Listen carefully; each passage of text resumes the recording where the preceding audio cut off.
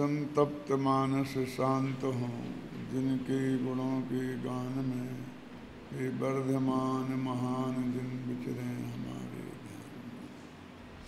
समय सार परमागम की 155वीं गाथा चलाना है।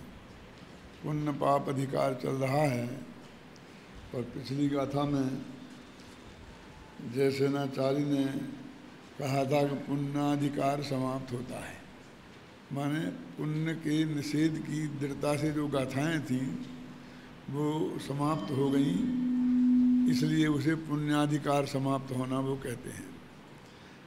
अब जो सवाल आता है कि पुण्य मुक्ति का कारण नहीं है तो मुक्ति का कारण क्या है, तो वो कहते हैं कि आत्मा का ये गाथा जो मैंने पढ़ी 55वीं में कि जीवादि सदहरणम सम्मतम ते ही अधगमोड़ाणम रागादि परिहरणम चरणम एसोदु मोक्ष पहो। जीवादि के सिद्धांत रूप, उसके ज्ञान रूप और रागादि के परिहार रूप आत्मा का प्रणमन होना, ये वास्तविक सम्यक दर्शन, सम्यक ज्ञान और सम्यक चारित्र है और यही मुक्ति का मार्ग है। कल कही थी थोड़ी चर्चा कि अमृतचंद्राचार्य देव इस गाथा की टीका में ज्ञान को ही मुख्य करके बात करते हैं कि ज्ञान का श्रद्धान रूप प्रणमना और ज्ञान का चारित्र रूप प्रणमना और ज्ञान का ज्ञान रूप प्रणमना, ये श्रद्धा ज्ञान चारित्र है। सीधी सच्ची बात तो ये है कि ज्ञान पर पदार्थों से अपने उपयोग को हटाकर आत्मा जब अपने में लगता है तो जो श्रद्धा गुण में निर्मलता होती है उसे ज्ञान का सम्यक रूप प्रणमना कहते हैं। जो चारित्र गुण में निर्मलता होती है वे चारित्र का ज्ञान रूप प्रणमना कहते हैं और ज्ञान में जो निर्मलता होती है उसे ज्ञान में प्रणमित कहते हैं। सीधी सच्ची बात यह है कि एक आत्मा के आश्रय से ही सम्यक दर्शन ज्ञान चारित्र होते हैं। दो बातें बहुत स्पष्ट हैं कि जब हमें तीन चीज़ें गिनाई जाती हैं ना तो ये तीनों हमें करना है, तो हमें ऐसा लगता है कि भैया अभी श्रद्धा सम्यक दर्शन के लिए क्या करें और सम्यक ज्ञान के लिए क्या करें और सम्यक चारित्र के लिए क्या करें। तो हम बहुत स्पष्ट शब्द में जैसा समझते हैं कि श्रद्धान के लिए तो हमें सात तत्व समझकर और उनका विश्वास करना पड़ेगा और ज्ञान के लिए हमें शास्त्रों का अच्छा अभ्यास करना पड़ेगा, गुरु मुख से बात को समझनी पड़ेगी। और चारित्र के लिए फिर मान लो निश्चय की भी बात है तो राग आदि को छोड़ना पड़ेगा, ऐसा उसे लगता है। और नहीं तो बाहर की अनुवृत्त महावृत्त ध्यान करना पड़ेंगे। ये जो हमारी वृत्ति है ये गाथा उस पर सीधा अटैक है। वो कहते हैं तीनों की प्राप्ति के लिए तीन काम करना ही नहीं है, एक ही काम करना है। और वो क्या करना है कि आत्मा का सही स्वरूप समझकर अपने ज्ञान को आत्मा का गेय बनाकर उसमें ही उसे जानते रहना है, तो इतना करना है। तो करना इतना है और होंगे उसी से तीन। जैसे माने अभी कहें कि चारित्र में और श्रद्धा में अपन थोड़ा फर्क डालते हैं ना, ज्ञान का और श्रद्धा का तो एक सही हो गया कि हमने ज्ञान ने अपने अंदर में निर्णय किया, तो जो अपने आत्मा में अपनापन स्थापित किया, जो आत्मा को निज रूप जाना, ये हो गया सम्यक ज्ञान। और उसमें अपनापन स्थापित किया, ये हो गया सम्यक दर्शन। क्या फर्क है? निज रूप जाना कहो और चाहे निज रूप श्रद्धान किया, अपनापन स्थापित किया, तो ये तो वास्तव में बिल्कुल दो चीज़ है ही नहीं, दो कुछ करने की इसमें कुछ बात है ही नहीं। और ये है भी कि सम्यक साथ है ज्ञान हुए, ये दोनों एक साथ ही पैदा होते हैं। अब साथ तो सम्यक चारित्र भी होता है क्योंकि अनंतानुबंधी कसाई भी जाती है और उसमें भी शुद्धि होती है। फिर वो कहते हैं राग आदि परिहरणम, क्योंकि सम्यक दर्शन और सम्यक ज्ञान तो उसी क्षण पूर्ण हो जाते हैं, माने सम्यक पने की अपेक्षा। वैसी कमी जैसे उपसम सम्यक दर्शन हुआ तो छायक सम्यक दर्शन होना ये कमी रह गई ना। और ज्ञान में भी अभी केवल ज्ञान होना है, लेकिन दोनों का सम्यकपना वो एक साथ पैदा हो जाता है दोनों में, और चारित्र में का अंश प्रकट होता है, और फिर वो धीरे धीरे 13वें गुण स्थान तक वो बढ़ती है। तो इसलिए उन्हें रागादि परिहरणम, फिर रागादि के छोड़ने को चारित्र कहते हैं। तो वो उसकी भाषा ऐसा लगता है कि इसमें कुछ छोड़ना पड़ेगा। लोग एक दिन ये कहते हैं कि अनुव्रत महाव्रत लेकर हिंसा, झूठ, चोरी, कुशील, परिग्रह ये छोड़ना पड़ेंगे, और अपने को अध्यात्मिक मानने वाले ये कहते हैं कि कसाएँ छोड़नी पड़ेंगी। भाई रागादि माने कसाएँ, रागादि परिहरणम माने कसाएँ, क्योंकि दो ही है ना, एक तो दर्शन मोहिनी और एक चारित्र मोहिनी, और रागादि जो भेद है वो चारित्र मोहिनी के हैं। तो मतलब चारित्र मोहिनी कर्म को छोड़ना पड़ेगा, माने कसाएँ छोड़नी पड़ेंगी, ऐसा लगता है। लेकिन अब वो प्रक्रिया तो एक ही हुई ना, काम तो एक ही करना पड़ा ना, उसको हम दो कह रहे, क्योंकि आत्मा का अनुभव हुआ तो अनंतानुबंधी के साथ छूट ही गई ना, है? तो करना तो एक ही काम है, और दिख रहे तीन। करनी में अब आगे जब बढ़ेंगे, जो चारित्र बाकी है उसे पूरा करेंगे ना, तो फिर तो रागादि को छोड़ना पड़ेगा ना, गुस्सा कम करना पड़ेगा, मान कम करना पड़ेगा। तो वो कहते हैं कि उसकी भी विधि, वो जो आत्मा को तुमने देखा जाना है ना, तो उसको देखते जानते ही रहना है, उसको उसमें कुछ नहीं करना है। गुस्सा बहुत बुरा होता है, मान बहुत खतरनाक है, इस क्रोध ने दुनिया में कितनी बर्बादी की है, मान के खातर रावण के की क्या दुर्दशा हुई, ये कुछ नहीं है। इसलिए मान नहीं करना, क्या करें? तू तो आत्मा में स्थिर रहे तो अपने आप एक क्रोध आदि पैदा नहीं होंगे। माने कसायों को खत्म करने का उपाय भी वो ही है। इसके लिए मैं एक उदाहरण देता हूँ कि एक आदमी ने एक कारखाना डाला, और जिस कारखाने में वो एक दिन में 100 मोटर बनाता है, कोई उसके समझ मारुति कार है, और उसकी जो कैपेसिटी है एक महीना भर में 3000 कारें वो निकाल देता है। 100 कार रोजाना में निकालने की कैपेसिटी है। यद्यपि वो 100 कार प्रतिदिन नहीं निकाल सकता, लेकिन वो 5 दिन में 500 कारें निकाल देता है। तो हमें एवरेज लगा के कह देते हैं 100 दिन में, समझेंगे ना।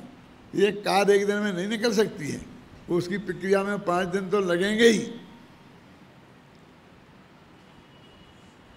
अब वो ये कहता है कि हमको मार्केट में बहुत अच्छी चल गई हमारी गाड़ी, अब हमको ये जो हमें 100 रोज़ाना निकालते हैं और बिक्री मांग तो 1000 की है, 1000 भी हमारी रोज़ाना बने तो हम बिक्री में चली जाएगी, इतनी हमारी पहले से बुकिंग हो जाती ना। तो अब क्या करना है उसे? तब कहें अब कुछ नहीं करना है, क्योंकि जो उस कारखाना डालने के लिए रिसर्च करनी पड़ी थी, एक एक चीज़ नई खोजनी पड़ी थी, जगह चुननी पड़ी थी, मशीनें लानी पड़ी थी, उनको कैसे चलेगी, एक एक कदम पर उसके अंदर बहुत बातें आई थी। और अब तो सब की कुआई हैं, बस रिपीटिशन करना है। तो उन्हीं का मशीनों का ऑर्डर दे दो, वही आदमी आ जाएंगे, वही लगा देंगे, वो बन जाएंगे, वो एकदम मतलब अब समझिए ना, वो ही करना है।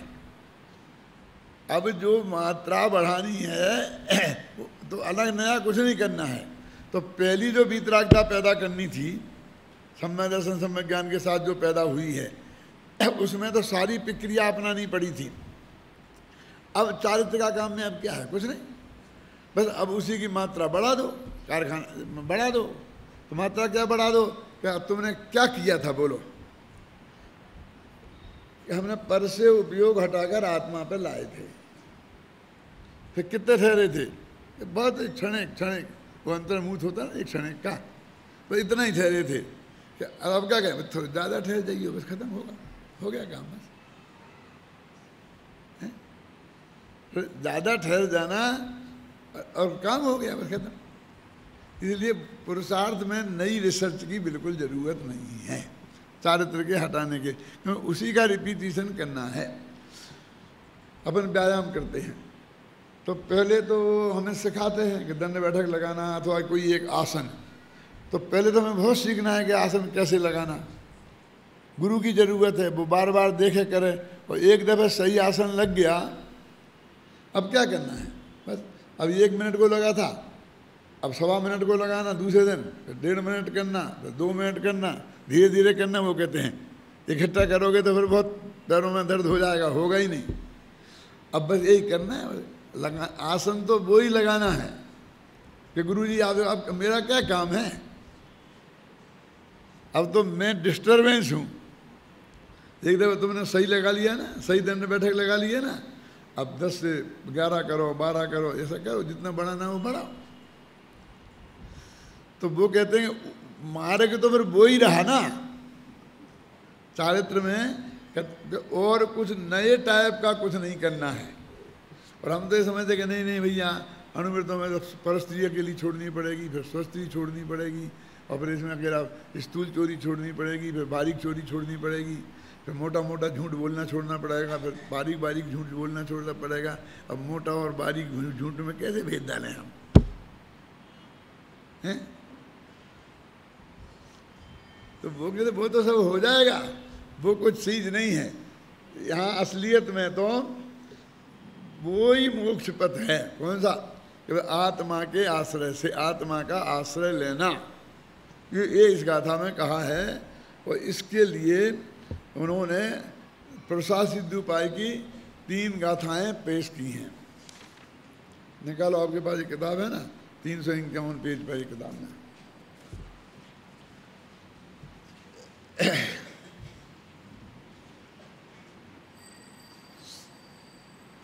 यह आचार्य जयसेन की उक्त टीका पर समयसार गाथा 13 एवं आचार्य अमरचंद कृत प्रसाद सिद्धि उपाय नामक ग्रंथ में समागत सम्यक दर्शन, ज्ञान और चारित्र की परिभाषाओं की छाया विद्यमान है। लगता है आचार्य जयसेन ने उन्हीं के भाव को यहाँ प्रस्तुत कर दिया है। अब ये क्या गाथा? ये 3 जो गाथाएं हैं 22, 35 और 39 आएगी प्रसाद सिद्धि उपाय की। इन तीनों में अंत में एक शब्द है, बस देखो, आत्म रूपम तत्व, तीनों में है। जीवादैवादीनाम तत्वार्थानाम श्रद्धानम सदैव कर्तव्यम और विपरीताभिनिवेश रहतम विवक्तम और आत्म रूपम तत्। फिर दूसरे में ज्ञान में देखो आत्म रूपम तत्, फिर आत्म रूपम तत् के सम्यक दर्शन, सम्यक ज्ञान और सम्यक तारे तो आत्म रूप ही हैं। और वहाँ कहा था ज्ञान रूप है, ज्ञान का श्रद्धान रूप परिणमन। तो ये आत्म रूपम तत् और ज्ञान का श्रद्धान रूप परिणमन, ज्ञान का ज्ञान रूप परिणमन और ज्ञान का चायत रूप परिणमन, इन दोनों का एक ही अर्थ है। असली कहते हैं देखो, पहले अपन को निश्चय कठिन दिखता है और व्यवहार सरल दिखता है। वास्तव में निश्चय बहुत सरल है और व्यवहार बहुत कठिन है। क्यों? कि उसमें तो ये बताएंगे कि ये 5 अनुवृत्त लो, फिर उसमें स्थूल झूठ छोड़ो। अब स्थूल झूठ क्या है और स्थूल झूठ क्या है, तो उसी परिभाषा करें। तो अब हम बताएंगे कि जिससे तुम्हें सजा मिल जाए वो स्थूल झूठ है, और जिस झूठ से सजा तो नहीं मिले लेकिन नैतिकता भंग हो जाए वो सूक्ष्म झूठ है। ये मोटा अंतर आपने कभी ख्याल में किया? ऐसा क्या है? ये 5 पाप छोड़े, मोटे मोटे छोड़े और छोटे छोटे छोड़े। तो ये मोटे मोटे और छोटे छोटे क्या होते हैं कि दूसरे की जेब में से पैसा चुराना ये बड़ा झूठ है। क्यों? क्योंकि इससे जेल में जाना हो सकता है। और पति की जेब में से रुपए चुराना ये छोटा झूठ है, क्योंकि इससे जेल में नहीं जाना पड़ेगा। होता तो दोनों ही है। अब को पैसे की चुराने की क्रिया तो एक से ही है ना, क्यों? तो इसमें छोटा और मोटा क्यों? तो 2 चीजें होती हैं, एक राजदंड और एक समाज दंड। जो राजा जो दंड देता है वो बड़ा अपराध है, जो समाज दंड देती है वो छोटा अपराध है। जो राजा जो दंड देता है उस काम को बोलते हैं शास्त्रीय भाषा में अन्याय। और समाज जिसका दंड देती है उसे बोलते हैं शास्त्रीय भाषा में अनैतिक। अंदर समझे ना, क्योंकि गवर्नमेंट न्याय का पालन कराती है और समाज नीति का पालन कराती है। वो कहती है नैतिक नहीं है। जैसे कि मैं आपको बताऊं, अब इसका अंतर समझने के लिए बहुत सरल उपाय है कि गवर्नमेंट का कानून ये कहता है कि कोई लड़का लड़की अपनी राजी से भाग गए और उनने राजी से ही स्त्री पुरुष जैसे संपर्क भी स्थापित कर लिए, तो अदालत उन्हें कोई सज़ा नहीं देगी। पेश कर दोगे, वो कहेंगे हाँ। यदि कोई ये कहेगा कि इसने मेरे से ज़बरदस्ती की तो ही उसे सज़ा मिलेगी। यदि ये सिद्ध हो गया कि ये दोनों अपनी राजी से भागे थे और दोनों बालिग हैं, समझिए ना आप, तो फिर कोई सज़ा नहीं है। इसका मतलब वो अन्याय उसको मानते, ज़बरदस्ती को अन्याय मानती है। राजी से कोई कुछ करे वो नहीं। अब समाज दंड देगी कि ये पड़ोसी की लड़की को लेके भाग गया, ये तो वो क्या अनैतिक है। क्यों? अपनी चाचा की लड़की को लेके भाग गया, ये तो महा अनैतिक है। लेकिन वो यदि वो देखो चाचा की लड़की को लेके भाग जाए लेकिन दोनों राजी से भागे हों तो अदालत दंड नहीं देगी। क्यों? लेकिन समाज कहेगी बहुत अन्याय हो गया, बहुत अनर्थ हो गया, गजब हो गया, गजब हो गया, हैं इसीलिए करो। अब वो तो समझेंगे ना, तो एक अनैतिक हुआ, एक हुआ अन्याय। अब ऐसे ही पांचों पापों पर लगाना और खोजना। अब इसको उदाहरण दूँ ना कि दक्षिण भारत में मामा की लड़की से शादी करना और भांजी से शादी करना नैतिक है और उत्तर भारत में अनैतिक है। अब उत्तर भारत में समाज उसका दंड देगी और दक्षिण भारत में समाज उसका दंड नहीं देगी। क्या समझ गए ना अभी? और गवर्नमेंट का कानून तो सारे हिंदुस्तान को एक ही है। वो कहते हमें कुछ लेना देना नहीं है, दोनों राजी हैं तो ख़त्म, और राजी नहीं है ज़बरदस्ती हुई है तो दंड, और नहीं तो कोई नहीं, हमें कोई मतलब नहीं है। क्योंकि नीति का पालन समाज करवाती है और न्याय का पालन गवर्नमेंट कराती है। देखो गवर्नमेंट के पास दंड देने की सत्ता है और समाज के पास वास्तव में आज तो सत्ता है नहीं। ये पंचायतों पे और केस चल जाते हैं, क्योंकि यदि कोई पंचायत ऐसा डिसीजन दे दे, क्यों, तो फिर वो जाके अदालत में केस कर देते हैं तो सरपंचों को हथकड़ी पड़ जाती हैं। कि साहब ये दोनों लड़का लड़की गए थे और इनको बिल्कुल जाति बाहर कर दो, कि निकाल दो, कि इनको मार डालो, कि इनको फांसी पे दे दो, तो फिर वो बचेंगे नहीं। वो तो कहेंगे अपने राजी से गए थे ना तो तुम्हें कुछ करने का अधिकार नहीं था, तुमने क्यों इसमें अरंगा लगाया बीच में, उल्टा तुमने उनको परेशान किया, इसका अपराध का दंड उन्हें और मिलेगा।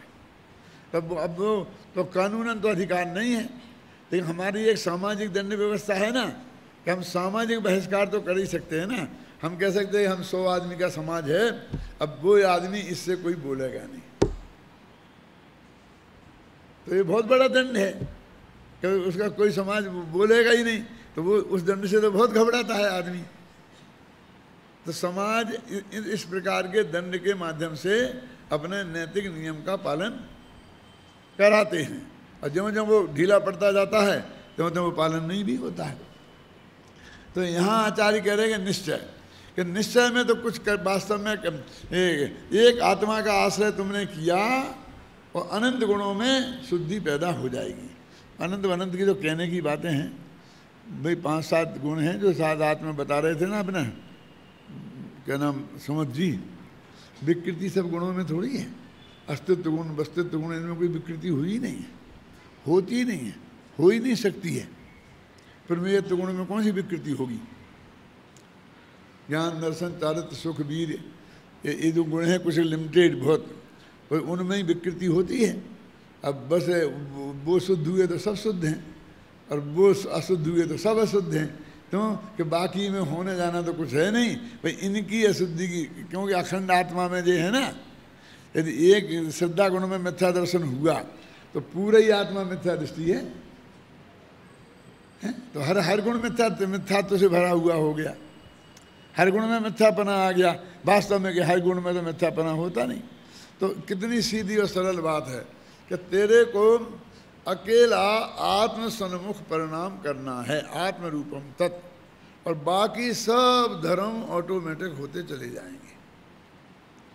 अब 3 कह लो चाहे 1 कह लो, आत्म रूपम तत्, ये प्रशासित उपाय में जो आत्म रूपम तत् जो पड़ा हुआ है, इसको जयसेनाचार्य ने ध्यान में रखकर और अपनी उस टीका का अर्थ किया है। अब व्यवहार में गिनाएंगे तो फिर एक चीज, फिर एक अणुवृत, फिर उसके 5 भावनाएं, फिर उनके एक के 5 अतिचार, हाँ, और फिर पर विवाह करना, क्या ना। अब पर विवाह करना माने क्या? वो अकेले अपनी शादी कर सकता है, दूसरे की शादी नहीं कर सकता है। कि बाल बच्चों की करेगा कि नहीं करेगा? क्यों?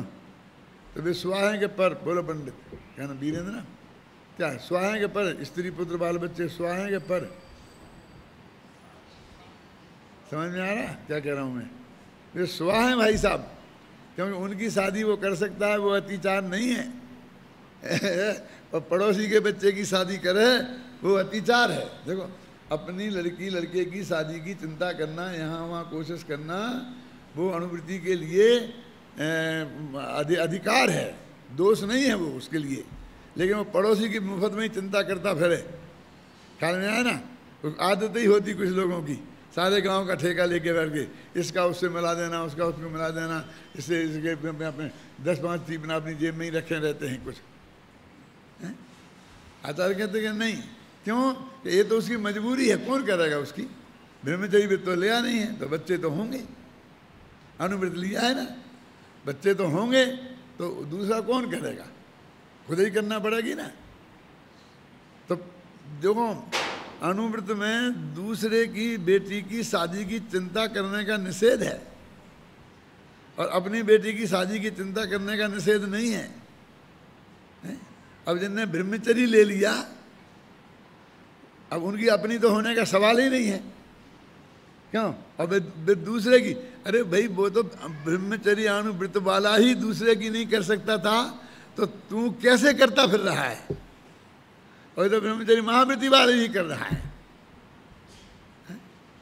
अभी हमारे दिगंबरों में तो नहीं, लेकिन हमने सुना है कहीं कहीं श्वेतांबरों में कि वो महाराज ही सबकी शादी करा दे। कह देंगे तुम्हारी लड़की की शादी करना, वो कुछ मना नहीं कर सकते, उन्हें करना ही पड़ेगा। क्या हो गया? क्या कह रहे? देखो, मेरे को सुनता नहीं हूं मैं, अभी सुनाने की आदत जिंदगी में सुना ही सुनाया है ना, सुना नहीं है। 12-13 वर्ष की उम्र से सुनाना शुरू किया है, हैं? तो जब तक गला खराब नहीं हो, रोजाना सुनाना ही पड़ता है। ससुराल भी जाऊं तो वहाँ भी सुनाना पड़ता है, एक दिन का भी आराम नहीं मिलता। जैसे महिलाएं हैं ना, वे कहीं भी जाएं, लेकिन रसोई तो उन्हें संभालनी ही पड़ेगी, इससे नहीं बच सकती हैं। ऐसी हमारी हालत है। तो सुनाने की इतनी होगी, सुनने की बात नहीं रह गई। ये जो हम उदाहरण दे रहे हैं, ये तो बहुत स्थूल हैं, इसलिए दे रहे हैं कि वो आपको अंतर समझ में आए, न्याय का भोग क्या है और अन्याय का भोग क्या है ना? देखो, इसको मैं थोड़ा स्पष्ट करूं तो और आपकी समझ में आएगा कि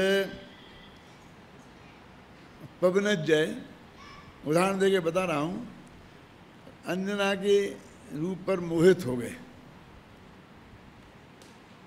और बस बेहोश हो गए, और कहने लगे बस अंजना अंजना अंजना, के खाना के अंजना पहले फिर खाना बाद में। पहले अंजना की बात करो, शादी कराओ पहले, और बाद में फिर मैं खाना खाऊंगा। तो क्या किया होगा उनके पिताजी ने? क्यों? क्या करना चाहिए उनके पिताजी को? आज के पिताजी क्या करेंगे? और दूसरों को छोड़ो, तुम्हारा बेटा ऐसा है कि कहीं बेहोश मिले, उसके तुम छींटे दो, और जब वो उसको बोलो कि बेटा क्या है, तो किसी लड़की का नाम ले तो आप क्या करेंगे ये सोचो। क्या बकता है, मैं एक चांटा पाड़ूंगा तू क्या लेता है, एक बिल्कुल। अब तो हम किस पे उतर आएंगे हैं। तो पवनज्जय बेचारे ऐसे नहीं उतरे। पवनज्जय के पिताजी, क्या नाम था उनका, महेंद्र नहीं, हाँ जो भी था, तो वो नहीं उतरे। और उन्होंने कहा कि बेटा चिंता मत करो, ठीक है हम कराएंगे, और अपना बड़ा राज्य है, तुम योग्य हो, उनके राज्य से अपना बड़ा है, वे लड़की से तुम ज़्यादा सुंदर हो, वे क्यों मना करेंगे, हम कोशिश करेंगे, चलो खाना तो खाओ। उन्हें चांटा माटा नहीं मारा, उन्होंने डांटा नहीं। क्यों? तो या तो उनने गलती की है, अपन गलती करते हैं। क्यों? कहीं ना कहीं तो गलती है ही ना। अब मैं आपको बताना चाहता हूँ कि वो जो पवनज्जय का ये व्यवहार था, वो अन्याय था कि नहीं था, अनीति थी कि नहीं थी, यानी वो सम्य दृष्टि थे कि नहीं थे। यदि वो सम्य दृष्टि थे तो सम्य दृष्टियों के भी ऐसा व्यवहार हो सकता है क्या? मैंने सम्य दृष्टि भी किसी लड़की को बेहोश हो सकता है देख के, क्या नहीं हो सकता है कि तुम सम्य दृष्टि को तो हमने इतना ऊपर बैठा दिया है, उसकी तो हम कल्पना ही नहीं कर सकते हैं। अनंत भगवान को एक दफ़े हो जाए तो हो जाए, लेकिन सम्य दृष्टि को नहीं होना चाहिए। हमने कल्पना लोक में इतना ऊंचा बैठा दिया है। देखो हो सकता है, घबराना नहीं है। यानी वो ये कहें कि मैं खाना तब खाऊंगा जब पहले मेरे अंजना से शादी होगी, तो सम्य दर्शन में कोई बाधा नहीं है। लेकिन यदि वो ये कहें कि हर कीमत पे मुझे अंजना मिलना चाहिए, कोई आगे कहे कि उसकी तो सगाई हो गई, ऐसा कहते ही उसका विकल्प टूट जाएगा, सम्य दृष्टि होगा तो। क्यों कि परस्त्री पर उसका विकल्प नहीं जा सकता, लेकिन कुंवारी जो है उस पर तो उसका विकल्प जा सकता है। वो अन्याय का भोग नहीं है, वो अन्याय की मांग नहीं है। ये तो उचित है कि जो कोई किसी को चाहे तो उससे मांग करे, प्रस्ताव रखे अपने, और विधिवत जो अपनी मर्यादा समाज की और देश की है उसको निभा के शादी करे, तो कोई दिक्कत नहीं। क्योंकि अनुव्रत भी लिए हों तो भी, अभी महाव्रत नहीं लिए हैं, इसीलिए तो लिए नहीं है ना, क्योंकि वो स्त्री को नहीं त्याग सकता है। कहाँ अन्याय कहाँ हुआ, कहाँ अनीति हुई। और लेकिन वो कहे हो गई तो हो जान दो, हमें तो किसी भी तरीके चाहिए, पकड़ के ले आओ, जबरदस्ती ले आओ, उसे मार के ले आओ, तो वो नहीं हो सकता, फिर वो मिथ्या दृष्टि होगा।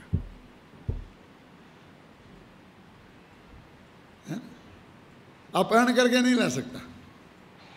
शास्त्र में देखो, शरण के लाए थे अपहरण करके, और भी लाए थे, रुक्मणी को अपहरण करके लाए थे ना, वे उस समय सब मिथ्या दृष्टि थे।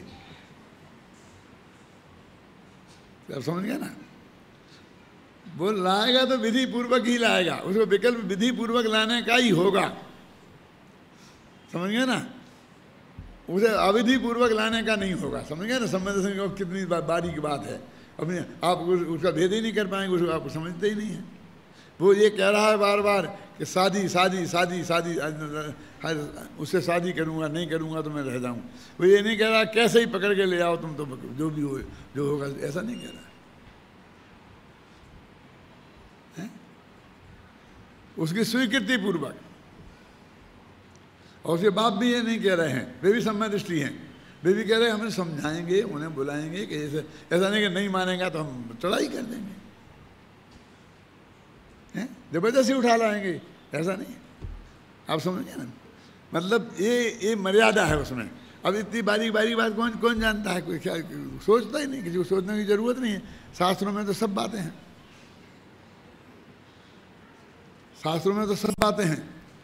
कुछ चीज़ें स्वभाव से ही होती हैं, अपन बोलते ना, और कुछ चीज़ें उसका निर्णय हम कैसे करें। भर्तरी कवि ने से किसी ने पूछा कि भाई ये लोग, कुछ लोग क्या आखिर में तुमसे नाराज क्यों हैं। क्या पूछा, क्या गलती हुई तुमसे? कि हमसे कोई गलती नहीं हुई, हम तो हमेशा हाथ ही जोड़ते रहे। कि गलती क्या हुई? कि सच्ची बता दें कि हाँ बता दो कि मेरे 99% नंबर आ गए, बस खत्म, ये गलती हुई है। और उसके 33% रह गए कि इसमें गलती क्या हुई, ये तो पुरस्कार देने लायक है ना, अब मैं आपको क्या बताऊँ, मैं खत्म। पर उसकी तकलीफ का कारण, उसको जलने का कारण, दुखी होने का कारण ये होता है नहीं होता है लोक में। तो भर्तृहरि कवि ने बहुत बढ़िया एक छंद लिखा है और उन्होंने बताया है, मृग मीन सज्जनानाम तृण जल संतोष बेहत ब्रेतीनाम लुब्धक धीवर प्रसन्ना निष्कारण वैरणो भवती।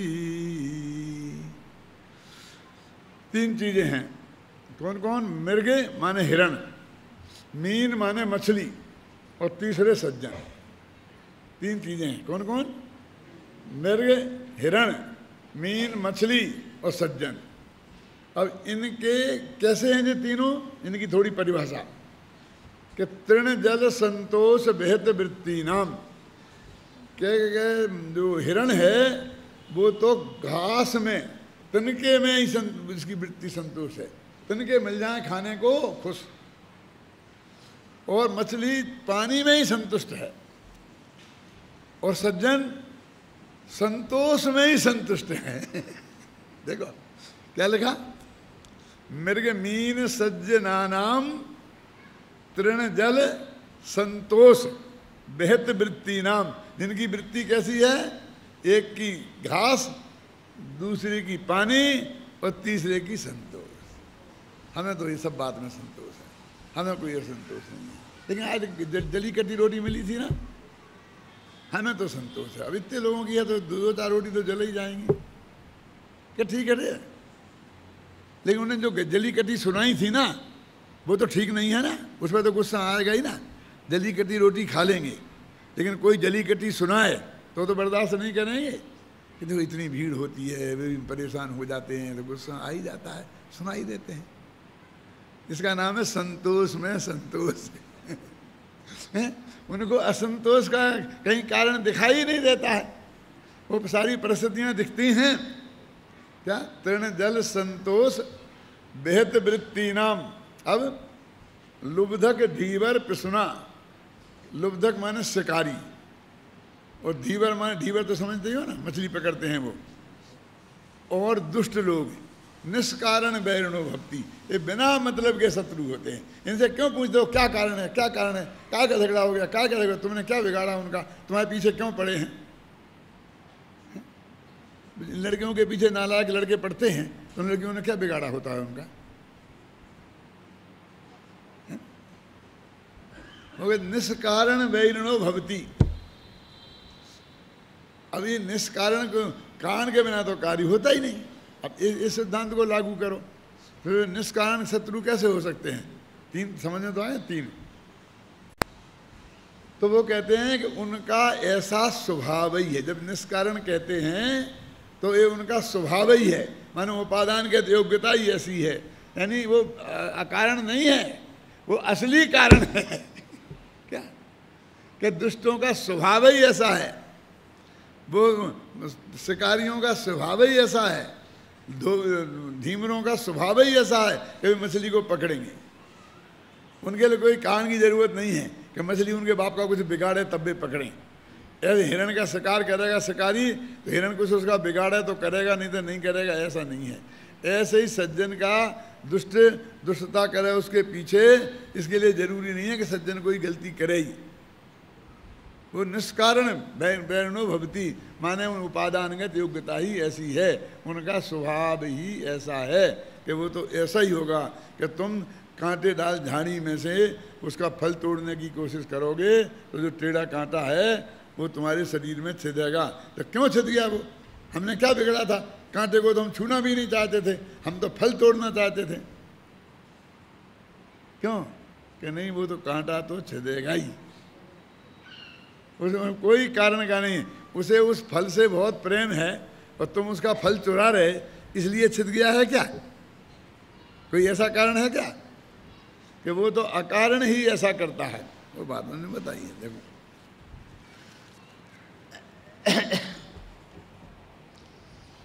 आगे की गाथा इससे भी ज़्यादा महत्वपूर्ण है, बहुत मार्मिक है। देखो कि यदि ऐसा है तो फिर सच्चा मोक्ष का कारण कहते, अतः परमार्थ मोक्ष हेतु अन्यत कर्मम प्रतिषेधयति, कि कहते हैं मोक्ष के सच्चे कारण में कोई भी कर्म कारण हो ये संभव ही नहीं है। हम सारे कर्मों का निषेध करते हैं। जो क्या लिखा ना,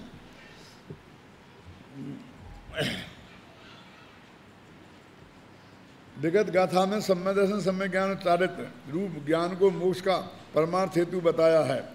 अब आगामी गाथा में यह कहते हैं कि उक्त निश्चय रत्नत्रय को छोड़कर शेष जो शुभाशुभ भाव और बाल वृत्त बाल तप शुभादि क्रियाएं हैं वे सब मोक्ष के कारण नहीं हैं। गाथा का मोतूण निश्चयठम व्यवहारेण विदुषापवेष्टन्ति मठमश्रिदानन्दो गदीर्णकम अक्षयो विविहो।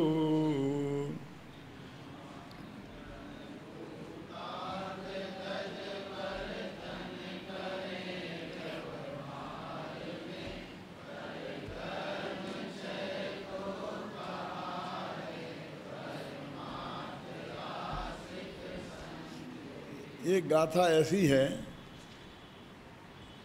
कि ये गाथा और 11वीं गाथा समय सार की 11वीं और 156वीं गाथा, इसमें जयसेनाचारी ने दो दो अर्थ किए हैं। क्या वहाँ की तो अभी नहीं करते अपन चर्चा, तो ये तो क्या किए लिखा ना उसमें, वहाँ ये लिखा कि निश्चय नए भूतार्थ है और व्यवहार में अभूतार्थ है, ऐसा लिखा कि नहीं लिखा। और जयसेनाचारी ने एक अर्थ तो यही किया अम्बेचंद का, और दूसरा क्या किया कि निश्चय नए भी दो प्रकार का है, भूतार्थ और अभूतार्थ के भेद से, और व्यवहार नए भी दो प्रकार का है, भूतार्थ और अभूतार्थ के भेद से, ऐसा भी अर्थ किया है?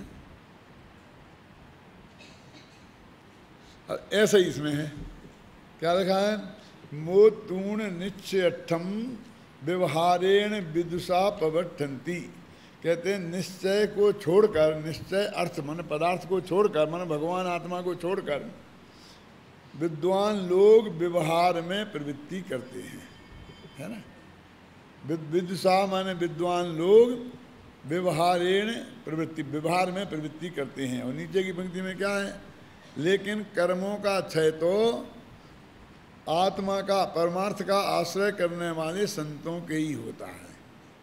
इसको हमारे मुनिगण लोग खूब ऐसा दिखाते हैं, देख साफ लिखा, ये विद्वानों का कर्म का क्षय नहीं होगा, अकेले संतों का वो मुनिराजों को ही होगा, ये लिखा ना क्लियर। देखो पढ़ो गाथा को, आपके में पूरे लिखा ना कि विद्वान परमार्थ तज मोतूण निश्चयठम व्यवहारेण विदुषा पवर्ठन्ति, व्यवहार से विद्वान लोग प्रवृत्ति करते हैं, और लेकिन मोक्ष की प्राप्ति तो निश्चय नय का आश्रय करने वाले संतों को ही होती है।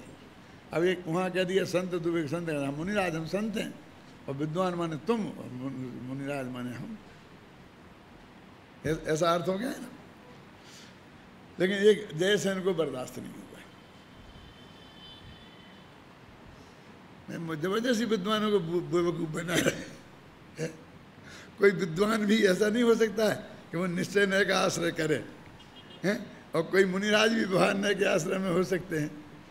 तो उन्होंने क्या मालूम क्या किया इसका अर्थ। फिर देखो मैं पढ़ता हूँ, पढ़ने से समझना, मेरे विद्यार्थियों से तो मैं अपेक्षा करता ही करता हूँ।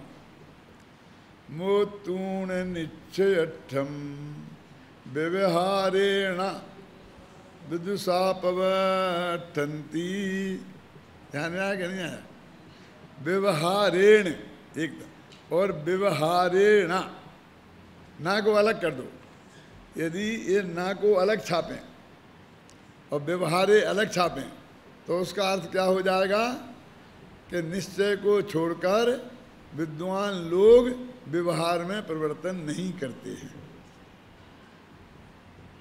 क्यों? ऐसा अर्थ हो जाएगा, एकदम एकदम उल्टा अर्थ हो जाएगा।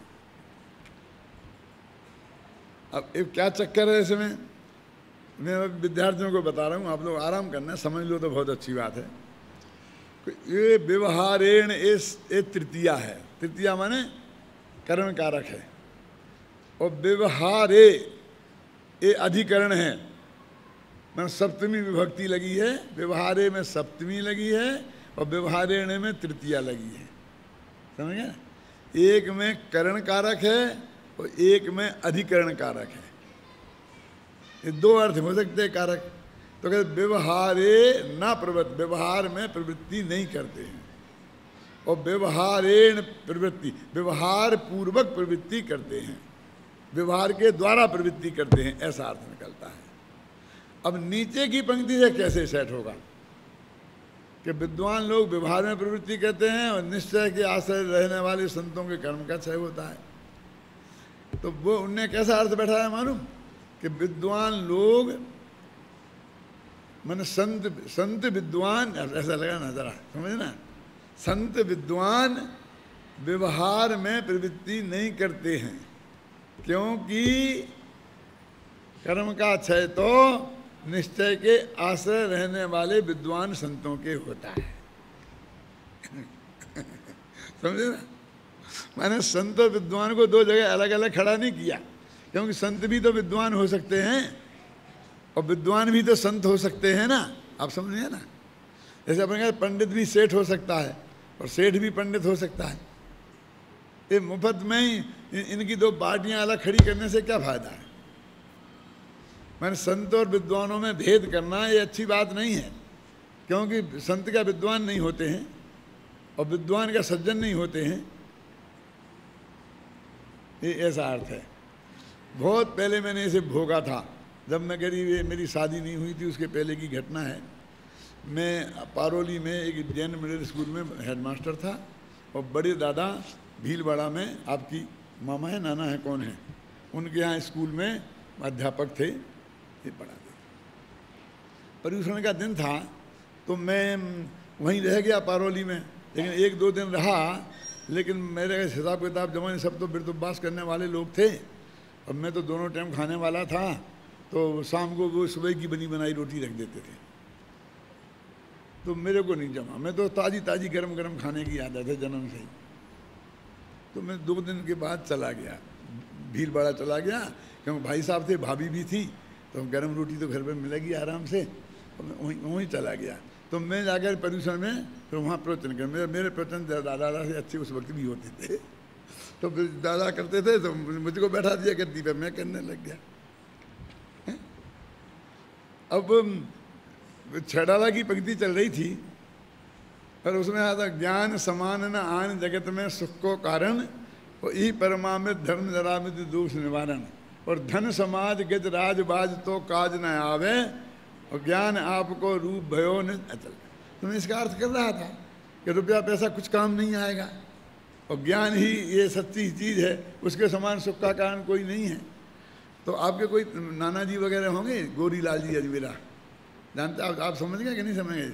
एक आदमी, बड़े दादा और बड़जाता जी 2 आदमी तो समझ गए, छाबड़ा जी भी समझ गए होंगे। ये गोरी लाल जी अजमेरा थे, बहुत तेज नेचर के थे, अच्छे धर्मात्मा थे, और इनके नाना जी थे, रहे होंगे वो हैं। तो वो बहुत गर्म नेचर के थे, तो बोले कितनी देर हो गई है, सेठों को गालियां देते देते पंडितों के गीत गाते गाते। मैंने बिल्कुल मैं उसका अर्थ कर रहा था कि ज्ञान समान आन जगत में सुख को कारण, मैं नाम लेके बता रहा हूँ सबको, और धन समाज गज राज बाज तो काज न आवे, ख्याल में है ना। तो एकदम, तो मैंने उनसे कहा कि ऐसा नहीं है सर, क्या नहीं है? तो मैंने कहा कि आप क्या समझते हैं, क्या आप विद्वान सेठ नहीं हो सकते? क्या सेठ विद्वान नहीं हो सकते? अरे यहाँ तो ज्ञान की प्रशंसा और धन की निंदा है, सेठों की निंदा नहीं है और पंडितों की प्रशंसा नहीं है। क्या है यहाँ? पंडित सेठ है कहाँ? यहाँ तो ज्ञान समान न आन, ऐसा लिखा ना, ज्ञान की बात है, और धन समाज गज राजवाज तो इसकी बात है। तो जब मैंने ऐसा भेद बताया ना कि ये नहीं है और मैं तो इस संत का अर्थ कर रहा हूँ, तो एकदम बोले हाँ रहने दो, हम सब समझते हैं, तुम्हारे बराबर तो हमारे नाती खेलते हैं। समझ में आई ना? माने वो सचमुच मेरे दादाजी की उम्र के थे।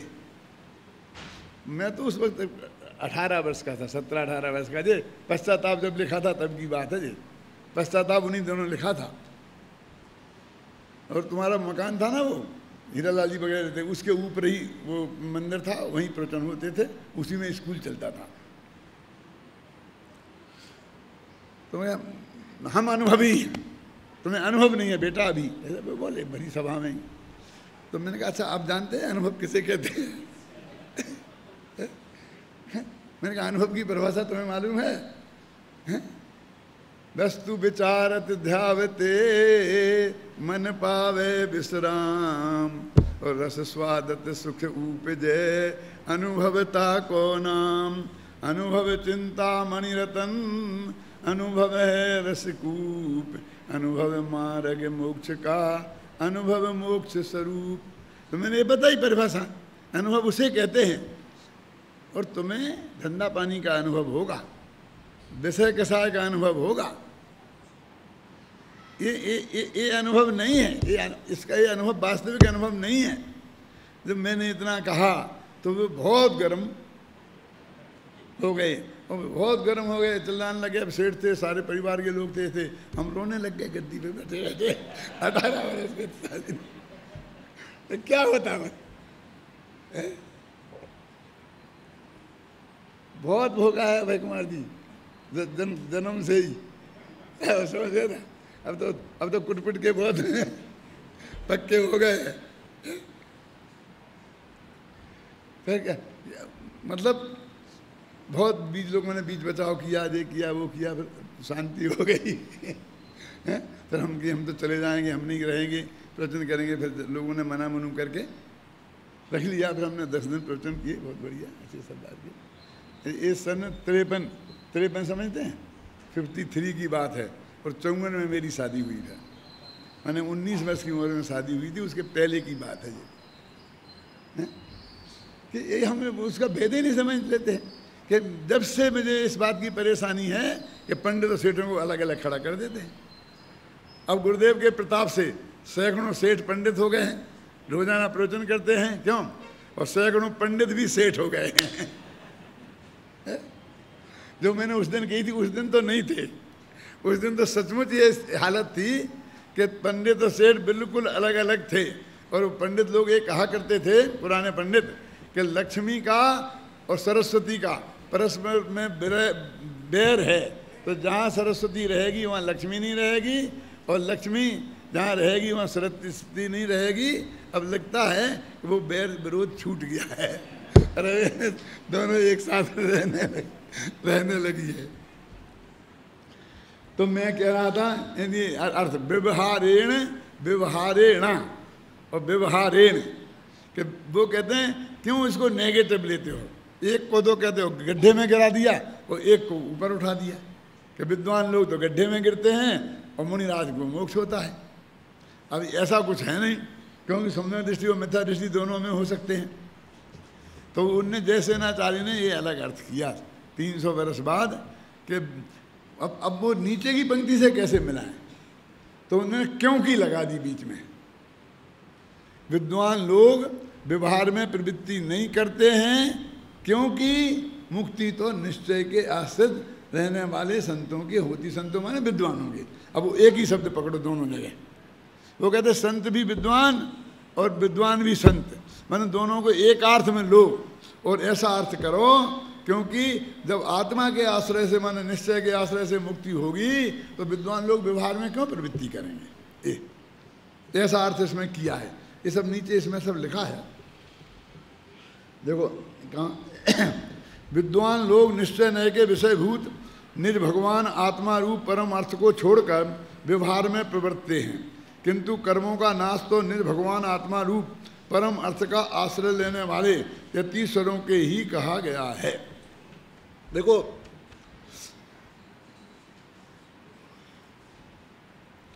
इसमें जो अर्थ किया है ना, इसमें मूल में से क्या बदला है, जरा देखो ध्यान से। प्रकाश जी देखो आप, जो मूल में नहीं है और मैंने जोड़ा है। पकड़ो गलती पे, गलती निकालना भी तो सीखो।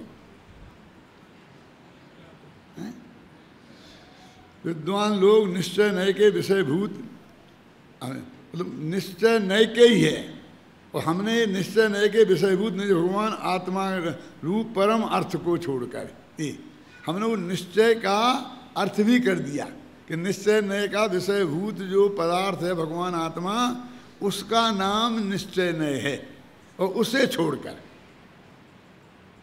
कमल जी ख्याल में आई ना?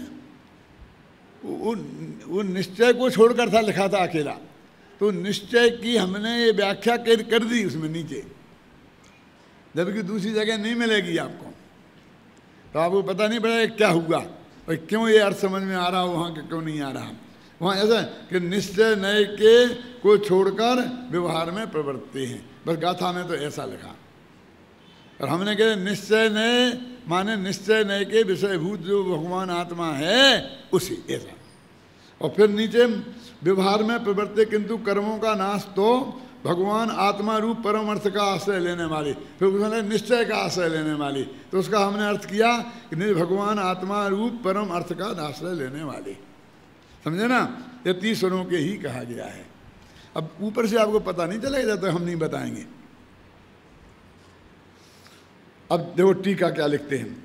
कुछ लोग मोक्ष के पारमार्थिक हेतु से भिन्न जो व्रत तपादि शुभ कर्म हैं, देखो कितना साफ शब्द लिखा है। राजेंद्र नहीं दिख रहे आज? क्या बात है बेटा? अब पीछे बैठने लगे हैं? कुछ लोग मैंने राजेंद्र नहीं, मैं वैसे याद किया है।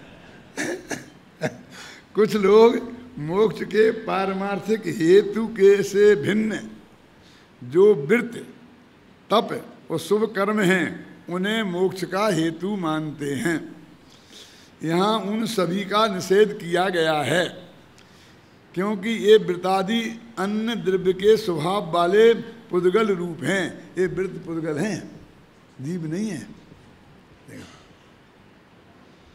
इस कारण उनके स्वभाव से ज्ञान का भवन होना लिखा था ना, तो ज्ञान का भवन नहीं हो सकता।